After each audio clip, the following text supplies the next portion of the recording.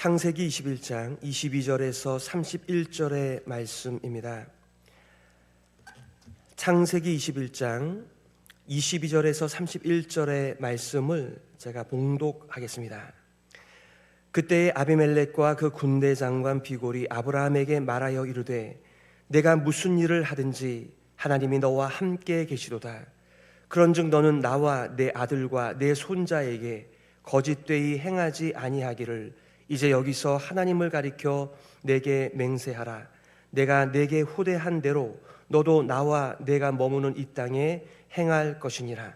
아브라함이 이르되 내가 맹세하리라 하고 아비멜렉의 종들이 아브라함의 우물을 빼앗은 일에 관하여 아브라함이 아비멜렉을 책망하매 아비멜렉이 이르되 누가 그리하였는지 내가 알지 못하노라.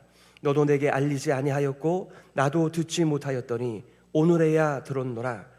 아브라함이 양과 소를 가져다가 아비멜렉에게 주고 두 사람이 서로 언약을 세우니라. 아브라함이 7 암양 새끼를 따로 놓으니 아비멜렉이 아브라함에게 이르되 이 7 암양 새끼를 따로 놓음은 어찌미냐. 아브라함이 이르되 너는 내 손에서 이 암양 새끼 7을 받아 내가 이 우물 판 증거를 삼으라 하고 두 사람이 거기서 서로 맹세하였으므로 그곳을 부엘세바라 이름하였더라. 아멘. 아브라함 시리즈 두 번째 메시지입니다. 하나님이 함께 계시다라고 하는 제목 가지고 말씀 증거하겠습니다. 우리가 살아가는 세상은 많은 분들이 또 인생의 선배님들께서 이렇게 말씀하십니다. 만만하지 않다라고 말합니다. 그렇지 않아도 보기에 만만하지 않은 세상인데 인생을 살아보신 분들께서도 세상이 만만하지 않다라고 말을 하니까 더 우리는 작아지는 그런 느낌입니다. 우리의 살아가는 세상, 두려움과 염려로 가득한 미지의 세상입니다. 이런 미지의 세상, 두려움이 가득한 세상 속에서 우리의 믿음은 어떤 작동을 할까요? 여러분에게 하나님을 믿는 믿음이 다 있잖아요. 근데 그 믿음이 이 교회 안에서만 작동되는 것이 아니라 우리의 그 삶의 터전, 선명한 우리의 계획 속에 이루어지는 세상도 있지만 정말 내일을 알지 못하는, 어떻게 바뀔지 모르는 그 세상을 앞에 두고 우리의 믿음은 거기서 어떤 역할을 할까요? 아브라함과 사라는 언약이 담긴 새 이름을 받았습니다. 그들은 세월이 가면 하나님의 약속도 흐려지는 것이고 지켜지지 않을 것이라고 생각했던 것 같습니다. 이러한 연약한 인생들에게 하나님께서는 아예 이름을 바꿔주시고 그 바꿔준 새 이름에다가 하나님의 언약을 새겨 넣으셨습니다. 그러나 그들의 이름은 바뀌었는지 모르겠지만 그들의 사고방식과 그들의 삶은 그렇게 큰 변화가 일어나지 않는 모습을 우리는 계속해서 확인하게 되는 것이죠. 우리가 5년 후에 그리고 10년 후에 어디에서 살까요? 그리고 무슨 일을 우리는 하면서 살아갈까요? 아니, 내일도 모르는 우리 인생이 5년 뒤, 10년 뒤 그걸 어떻게 알겠어? 라고 우리는 반문할지 모르겠지만 우리는 우리의 미지의 세상 속에서 우리의 믿음이 어떻게 작동될 것인가를 기대하면서 오늘의 믿음을 가지고 내일을 사는 것은 아니지요. 우리의 믿음은 계속해서 자라가고 있습니다. 마치 아브라함이 아브라함으로 그가 처음 하나님의 부르심을 받았을 때의 그 믿음과 지금 이 시점에서의 믿음이 정말 많이 달라져 있는 것처럼 우리도 달라진 믿음, 성장한 믿음, 바로 그것으로 인생을 살아가기에 우리는 내년을 또 5년 후를 10년 후에 우리의 삶을 더 오늘보다 기대하며 살아갈 이유가 있는 줄 믿습니다. 하나님께서는 이미 자기를 여러 차례 아브라함과 사라에게 계시하셨습니다. 하나님은 숨바꼭질 하듯이 꽁꽁 숨는 분이 아니라 기회가 있을 때마다 자신을 우리들 앞에 드러내십니다. 그 이유는 눈에 보이는 세상에서 위축되지 말고 눈에 보이지 않지만은 하나님을 믿고 살라라고 하는 하나님의 우리들을 향한 사랑이죠. 하나님의 우리들을 향한 인도이죠. 하나님께서는 우리들에게 자기를 계시하시지만 우리의 믿음은 그때만 작동하는 듯한 결과물들을 가지게 됩니다. 아브라함과 아비멜렉의 만남은 이미 20장에서부터 시작이 되었습니다. 오늘 여러분들과 두 가지의 메시지를 나누려고 해요. 첫 번째는 세상에 휘둘리는 사람 아브라함입니다. 세상에 약점을 잡혀서 이리저리 끌려다니고 있는 연약한 아브라함입니다. 두 번째는 세상에 휘둘리지 않는 사람, 바로 아브라함입니다. 바로 하나님께서 함께 하시는 사람입니다. 첫 번째는 세상에 휘둘리는 사람 아브라함입니다. 창세기 20장 1절과 2절에 보니까 이렇게 말하고 있습니다. 아브라함이 거기서 네게부 땅으로 옮겨가 가데스와 술 사이 그랄에 거류하며 그의 아내 사라를 자기 누이라 하였으므로 그랄 왕 아비멜렉이 사람을 보내어 사라를 데려갔더니. 우리는 이와 비슷한 사건을 이미 경험하였습니다. 가나안 땅에, 약속의 땅에 기근이 들어서 아브라함과 사라는 이집트로 내려갔습니다. 그때에는 좀 더 자세하게 그들의 상황을 묘사하죠. 그래서 아브라함과 사라가 약속을 합니다. 사라가 많이 아름답기 때문에 그 땅의 사람들이 너를 나의 아내라고 하면 나도 죽이고 너를 빼앗길 것이니 나의 누이라고 하라. 그런데 20장 전체를 보시게 되면은 이게 암묵적인 그들만의 처세술이었던 것을 우리가 알게 돼요. 단 한 번만 그런 것이 아니라 어디를 가든지 낯선 곳에 가면, 그리고 위협을 느낄 때는 항상 너는 나의 누이가 된다. 이것이 그들의 세상을 살아가는 방식이었습니다. 그러니까 이렇게 그랄로, 헤브론에서 살다가 그랄로 옮겼을 때에도 그들은 이것이 작동되었던 것이었죠. 그의 아내 사라를 자기 누이라 하였으므로 그랄 왕 아비멜렉이 사람을 보내어 사라를 데려갔다. 자기 아내를 빼앗긴 것입니다. 이게 언제 일어난 일입니까? 하나님께서 아브라함에게 이미 나는 너의 방패다, 내가 너의 상급이야, 너의 큰 상급이지, 나는 전능한 하나님이다, 나랑 같이 이제는 동행하는 삶을 살아가는 거야, 이제 내 앞에서 완전하라, 그러면서 이름을 바꿔주셨는데 그의 생각과 세상을 향한 그의 마음가짐은 그렇게 바뀌어진 것 같지가 않다는 것이죠. 원인 제공은 알고 보니까 아브라함이 아내를 자기 누이라고 한 데서부터 시작이 되어진 것이죠. 이에 대하여 하나님께서는 아브라함이 자기의 아내를 빼앗기고 아무것도 하지 못할 때 바로 아비멜렉에게, 그리고 그 땅에 큰 일을 행하시는 것이죠. 그리고 이 아브라함의 아내를 돌려주지 않으면 큰 재앙이 있을 것임을 분명하게 말씀하셨습니다. 다음 날 아비멜렉은 아브라함을 부릅니다. 이렇게 말하죠. 아비멜렉이 아브라함을 불러서 그에게 이르되 내가 어찌하여 우리에게 이렇게 하였느냐? 내가 무슨 죄를 내게 범하였기에 내가 나와 내 나라가 큰 죄에 빠질 뻔하게 하였느냐? 내가 합당하지 아니한 일을 내게 행하였도다. 아비멜렉에게 책망을 받고 있는 아브라함입니다. 하나님께 호되게 책망을 받은 아비멜렉은 이를 아브라함과 사라의 탓으로 돌리면서 자신이 무슨 잘못을 했는지를 지금 아브라함에게 추궁하고 있습니다.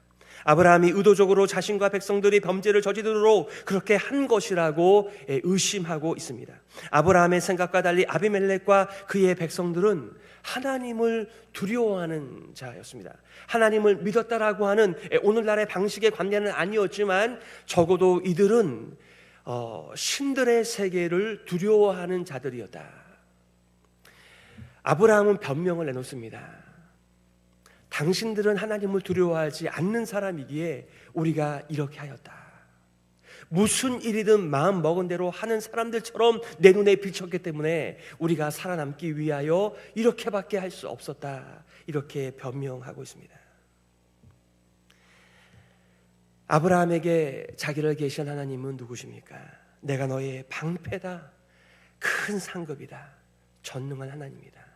그렇게 말씀하실 때는 분명히 그렇게 알았을 것이라고요. 그 메시지가 위로가 되었을 것이라고요. 그러나 환경과 상황이 달라지자 그들은 또 옛날에 자기 모습으로 돌아가고 있는 모습을 봅니다. 그들에게 있어서 하나님의 계시라고 하는 것은 너무나 짧은 유효 기간을 가지고 있습니다. 우리는 이러한 아브라함과 사라의 약한 모습 앞에 우리의 모습도 비춰보게 됩니다. 저는 여러분들께서 하나님의 말씀, 하나님의 자기 계신 이 하나님의 말씀, 이 완전한 이 생명의 말씀을 기회가 있을 때마다 더 많이 배우시면서, 그리고 하나님의 자기 계시 가운데 여러분께서 온전히 믿음으로 반응하시기를 바랍니다. 그런데 그렇게 하나님을 배웠는데도 불구하고 눈에 보이는 세상 앞에서 하나님이 작은 것이 아니라 우리의 믿음의 연약함 때문에 우리의 마치 믿음에 있고 없고 약하고 강함에 따라 하나님의 사이즈가 커지기도 했다가 작아지는 것 같기도 했다. 절대 그런 일은 없습니다. 우리의 믿음의 분량에 따라 하나님이 커지기도 하고 작아지는 법은 없습니다. 그런데 우리의 삶 속에서는 때로는 하나님께서 아무것도 하지 못하는 분으로 내 처세술과 내 힘과 내 경험을 발휘하지 않으면 아무것도 되지 않는 것처럼 우리는 세상을 대하고 있다는 것이죠. 그래서 아브라함의 스토리는 뭐 이런 인간이 다 있어, 이런 마음보다는 충분히 이 사람의 형편이 이해가 가는 것이죠. 하나님께서는 얼마든지 홀로 일하실 수 있었지만 아브라함을 통하여 일하십니다. 이렇게 책망을 받고 있는 아브라함을 통하여서 아비멜렉과 그의 가문을 치료하며 하나님이 살아계심을 증거하고 계시죠. 창세기 20장 17절과 18절입니다. 아브라함이 하나님께 기도하매 하나님이 아비멜렉과 그의 아내와 여종을 치료하사 출산하게 하셨으니 여호와께서 이왕에 아브라함의 아내 사라의 일로 아비멜렉의 집의 모든 태를 닫으셨음이더라. 아멘. 아브라함이 기도했다고 사람들의 태가 닫히기도 하고 열리기도 하는 것이 아닙니다. 하나님께서는 이 연약한 아브라함과 사라에게 자신이 어떠한 일들을 이 이방 땅에서도 하고 있는지를 보여주고 계십니다. 우리는 우리의 믿음이 교회 안에서는 분명히 작동을 하는 것처럼 보이는데 당장의 월요일부터의 삶, 우리의 사업장, 우리의 직장 속에서는 내가 누구인가를 다시 질문하게 됩니다. 우리는 누구입니까? 하나님은 우리를 왜 부르셨습니까? 하나님께서는 아브라함을 아비멜렉에게 선지자로 소개하시며 그를 함부로 여기지 말라고 말씀하십니다. 그리고 하나님께서 아브라함을 통하여 일하고 계십니다. 자, 두 번째는 세상에 휘둘리지 않는 사람, 하나님이 함께 하시는 사람 아브라함입니다. 오늘 21장의 말씀입니다. 그러니까 20장과 21장은 연결이 되어지고 있는데 그 사이에 우리가 지난주에 함께 나누었던 하나님이 우리를 웃게 하시는, 하나님이야말로 우리의 삶 가운데 진짜 기쁨을 가져오시는 분으로 자기를 계시하십니다. 사실 창세기 12장에 나와 있는 대로 아브라함과 사라를 갈대아 우르에서 불러내실 때에 이미 하나님께서 약속하신 바입니다. 내가 너에게 상속자와 수많은 자녀를 주겠다. 너에게 새로운 땅을 주겠다. 너의 이름을 위대하게 만들겠다. 너를 축복하는 자에게 축복하고 너를 저주하는 자에게 내가 저주하겠다라고 말씀하신 하나님께서 자기를 믿는 백성들을 통하여 새로운 인류를 만드시는 새 백성의 시작에 아브라함이 부르심을 받은 것입니다. 여러분, 사실 아브라함만 부르심을 받은 게 아니에요. 우리 모두가 다 하나님의 부르심을 받았습니다. 콜링 말입니다. 많은 분들이 이 목사들의 콜링에 대하여 궁금해합니다. 아니, 어떻게 이 신학교에 가셨나요? 어떻게 하나님의 부르심을 받았나요? 물론 우리도 하나님의 부르심을 받았습니다만 그리스도인들 모든 사람들이 부르심을 받았습니다. 이 에클레시아라고 하는 교회라고 하는 말이 밖으로 불러내었다, 우리가 살아가는 그 인생 속에 하나님께서 따로 우리를 불러서 새로운 목적을 위하여 우리를 부르셨다라고 하는 말이 이 에클레시아 교회라고 하는 말에 들어가 있습니다. 창세기 21장 22절에 이렇게 말하고 있습니다. 아브라함과 함께 하시는 하나님을 오히려 이방인 아비멜렉이 고백하고 있습니다. 그때 아비멜렉과 그 군대 장관 비골이 아브라함에게 말하여 이르되 내가 무슨 일을 하든지 하나님이 너와 함께 계시도다. 아멘. 어떤 일 때문에 이런지 모르겠습니다. 분명히 만약에 이삭의 출생 사건이 이렇게 아비멜렉과의 20장의 만남 이후에 자연스러운 시간의 경과라고 한다면 어쩌면 자녀가 평생 없고 있을 수 없는 상황과 현실 속에서 아이를 갖고 상속자를 낳은 이 사건 때문에 더 이렇게 멀리서 찾아와 아브라함에게 말을 건네고 있는지도 모르겠습니다. 그러나 그렇지 않다 하더라도 이미 아비멜렉은 이 아브라함의 기도를 통하여서 닫힌 태가 열리는 하나님의 재앙에서 벗어나는 커다란 일을 경험한 자였습니다. 그러나 아비멜렉이 군대 장관과 함께 아브라함을 찾아옵니다. 아비멜렉은 사람의 이름이 아니고요, 칭호입니다. 마치 이집트의 왕을 파라오라고 부르는 것처럼 이 그랄 땅의 왕도 아비멜렉이라고 부르고 있는 것이죠. 그러나 이 문맥상 보게 되면은 분명히 이 아비멜렉은 20장에 등장한, 그리고 아브라함을 꾸짖었던 그 동일한 인물이라고 학자들은 말을 하죠. 그러나 지금은 오히려 분위기가 좀 바뀌었습니다. 전세가 달라졌습니다. 역전된 듯한 분위기입니다. 이방인의 눈에 보기에도 아브라함은 달라 보였습니다. 더 이상 함부로 할 수 없는 하나님의 지지를 받는 신령한 사람으로 이 아비멜렉에게 비춰졌습니다. 그래서 멀리서 따로 자신의 군대 장관과 함께 아브라함을 찾아왔습니다. 오늘 23절과 24절에 보니까 하나님의 이름으로 언약을 맺기를 원하고 있는 아비멜렉입니다. 23절, 그런즉 너는 나와 내 아들과 내 손자에게 거짓되이 행하지 아니하기를 이제 여기서 하나님을 가리켜 내게 맹세하라.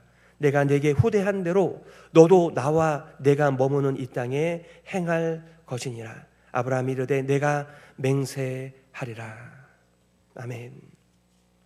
아비멜렉이 먼 곳에서 아브라함을 찾아온 이유는 상호 불가침 언약을 체결하기 위해서였습니다.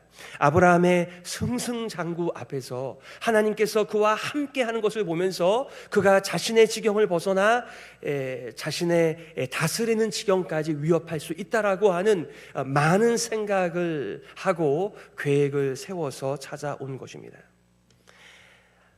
아비멜렉 같이 아브라함을 잘 아는 사람도 없는 것 같습니다. 오늘 말씀해 보니까 거짓말을 하지 말고, 어쩌면 아비멜렉에게 있어서 아브라함은 언제든지 자신의 처세술을 통하여 다른 사람을 공경에 빠뜨리게 할 만한 위인이라고 하는 것도 알고 있는 것 같습니다. 아브라함이 수치스러운 전적이죠. 우리도 우리의 옛 과거를 알고 있는 사람이 그동안의 나의 삶의 변화를 모른 채 그때 너 이렇게 말했지, 그때 너 이렇게 행하던 사람 아니야 라고 말을 할 때 우리는 그때가 많이 생각이 날 것 같습니다. 아브라함과 사라의 거짓말로 인해 아비멜렉과 그 나라에 큰 재앙이 임했죠. 또한 간접적으로 하나님을 경험한 왕이었습니다. 그때 아브라함의 제사장의 역할, 중보 기도 역시 경험하였던 이 아비멜렉이었죠. 그리고 맹세하라, 바로 그 맹세하라고 한, 그리고 맹세를 한 이유 때문에 바로 여기가 부엘세바의 이름을, 맹세의 우물이라고 하는 그런 이름이 붙여지게 되었죠. 어쩌면 물론 약간의 협박도 있었겠죠. 뭐 군대 장관만 왔겠습니까? 어느 정도의 군대를 대동하고 이렇게 아브라함을 찾아왔으니까 우리는 아브라함이 맹세에 동의한 그 모든 것들을 다 알 수는 없겠지만 우리는 여기에 아브라함의 이 대등한 그리고 오히려 그 체결하자고 하고 요구하는 일에 대하여 본인이 결정을 할 수 있는 그런 상황을 보게 되는 것이죠. 그런데 이번에는 아브라함이 아비멜렉을 책망하고 있습니다. 25절에 보니까 이렇게 말하고 있어요. 아비멜렉의 종들이 아브라함의 우물을 빼앗은 일에 관하여 아브라함이 아비멜렉을 책망하매. 아브라함은 우물을 빼앗긴 적이 있었고 이제서야 아비멜렉에게 자신의 억울함을 알리고 있습니다. 물이 없는 사막에서 가축을 목양해야 하는, 이 이스라엘 사람들은 농사보다는 목양을 하는 그런 나라 아니겠습니까? 이제서야 아비멜렉에게 자신의 억울함을 알리고 있습니다. 우물의 소유권을 가지고 싸우는 일들은 그들에게 있어서는 빈번한 일입니다. 이 물줄기를 찾는 일도 참 쉬운 일이 아닙니다. 그런데 그것을 유지하는 일도 쉬운 일이 아닌 것이죠. 정말 어쩌면 이 아비멜렉의 말처럼 전혀 몰랐던 일을 새로 알 수도 있고, 그리고 궁지에 몰리니까 이렇게 변명할 수도 있겠습니다만 전혀 자신은 몰랐다라고 말하고 있습니다. 여러분, 약자는 억울한 일을 당해도 삼켜야 합니다.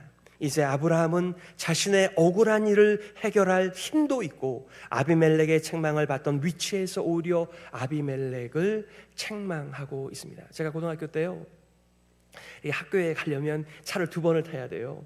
그러니까 가끔은 이 친구들하고 걸어와요. 그리고 차를 한 번만 타는 거죠. 그런데 한 번은 오다가 이 선배 같지도 않은 선배들한테 걸려가지고 이 가지고 있는 모든 거를 다 빼앗긴 적이 있습니다. 그때 어떻게 하겠어요? 다 줘야죠.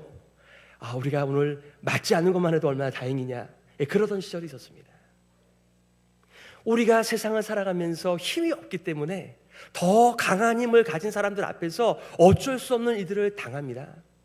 저는 이제 종종 우리 자녀님들한테 말씀드려요. 저는요, 자진납세 하는 거죠. 전 6개월만 군대를 다녀왔습니다. 2대 독자라서. 2대 독자가 중요한 게 아니라 짧게 군대를 갔다 왔다는 것이죠.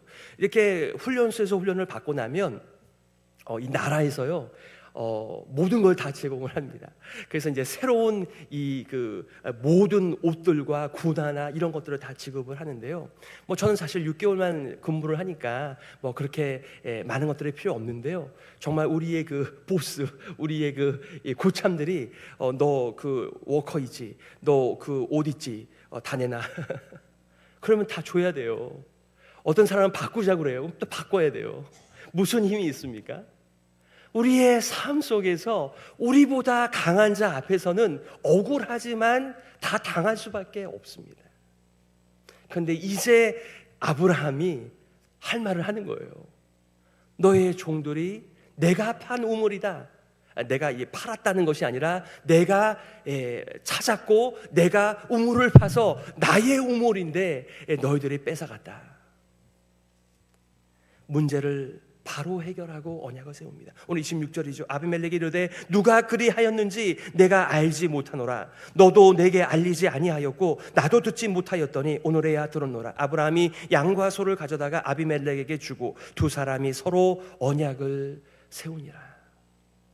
여러분, 문제를 해결해도, 문제를 해결하는 일도 서로 간에 대등해야 문제에 대하여 해결을 하고 말을 할 수가 있습니다. 예전에는 아내를 빼앗긴 자였습니다. 예전에는 우물을 빼앗기는 자였습니다. 그런데 말이죠, 하나님께서 함께 하시는 인생을 살아갈 때 그는 자신의 억울함에 대해서도 자신의 문제에 대해서도 해결하는 새로운 믿음의 삶을 살아가는 것입니다. 우리는 이민자로 인생을 살아가면서 의뢰히 감수하는 우리의 삶이 있습니다. 우리는 이민자인데, 우리는 마이너리티인데 어떻게 하겠어?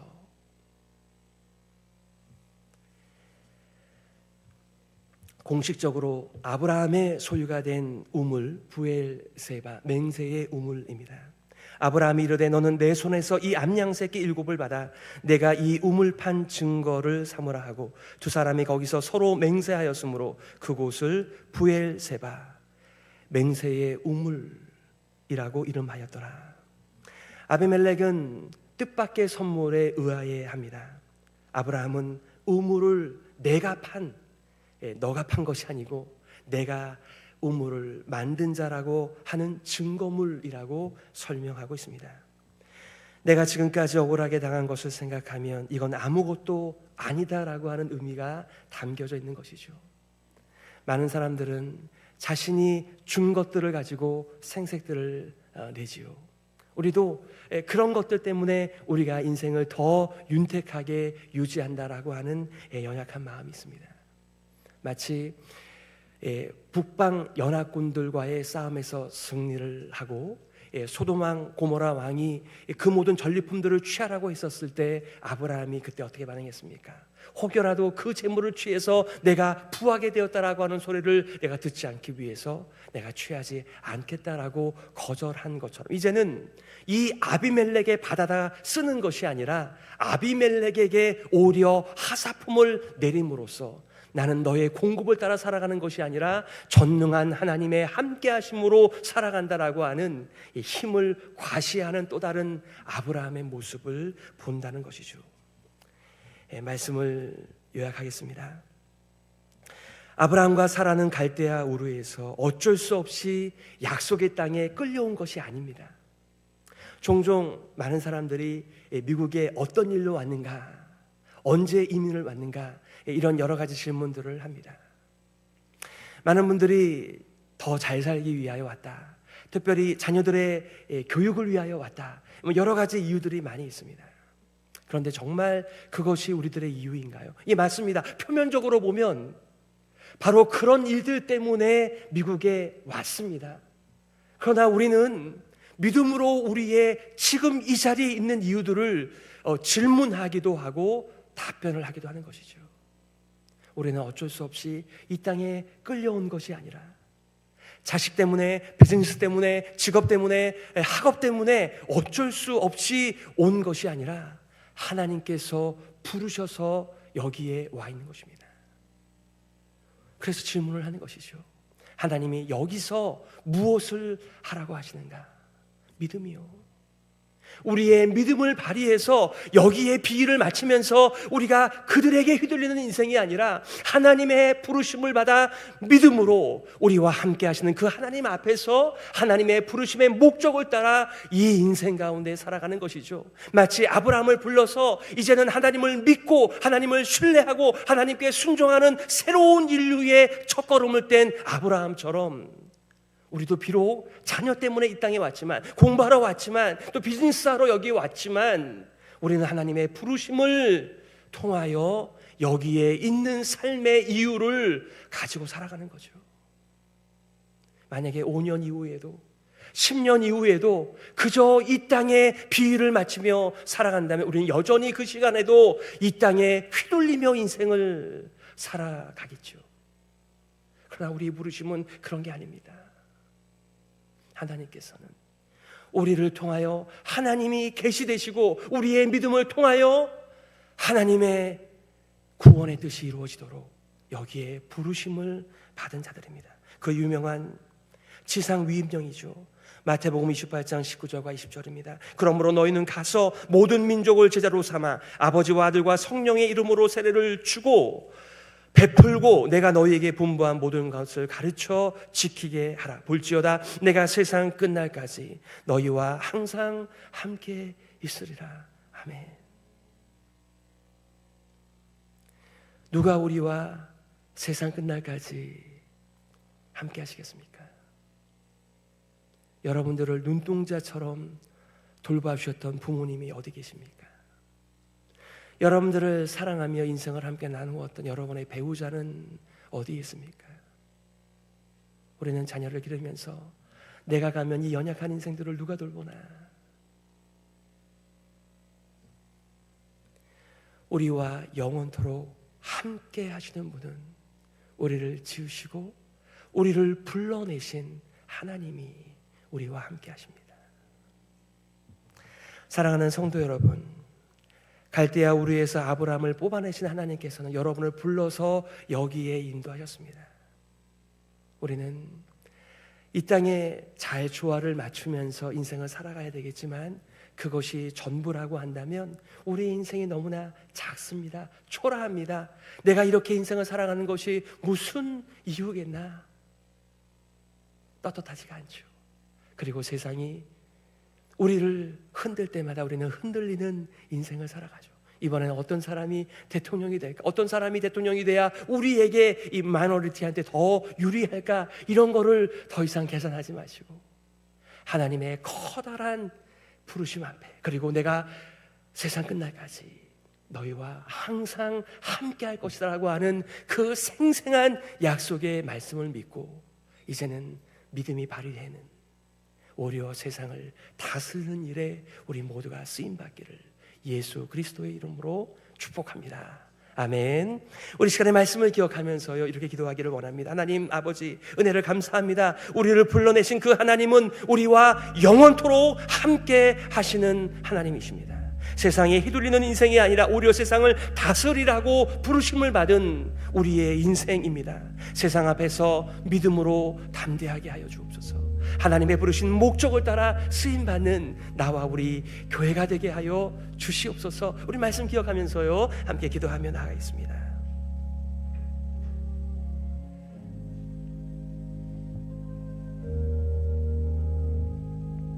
오 하나님 아버지, 은혜를 감사합니다. 나를 부르시고 우리를 불러주시니 감사합니다. 그리고 우리와 더불어 영원토록 함께 하시며 인도하시며 동행하시며 하나님의 놀라운 뜻을 계시하여 주시니 감사합니다. 하나님, 우리가 세상에 계시지 않게 하여 주옵소서. 우리의 믿음이 연약해지지 않게 하여 주옵소서. 믿음이 날마다 새로워지게 하여 주옵소서. 믿음에서 믿음에 이르는 우리 모두가 되게 하여 주시옵소서. 그래서 하나님의 새로운 백성들과 함께 하나님의 새로운 백성들을 모으는 일에 우리 모두가 쓰임받게 하여 주시옵소서.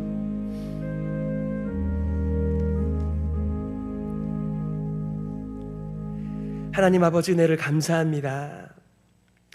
우리가 보이는 것이 전부가 아닌, 들리는 것이 전부가 아닌 믿음의 삶을 살아가고 있습니다. 이러한 믿음의 삶을 살 수 있도록 우리를 불러내어 뽑아내어 새로운 믿음의 세계를 살게 하신 하나님을 찬양합니다.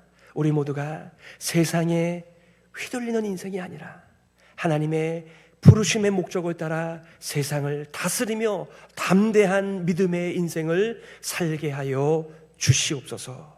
살아계신 예수 그리스도의 이름으로 기도드리옵나이다. 아멘.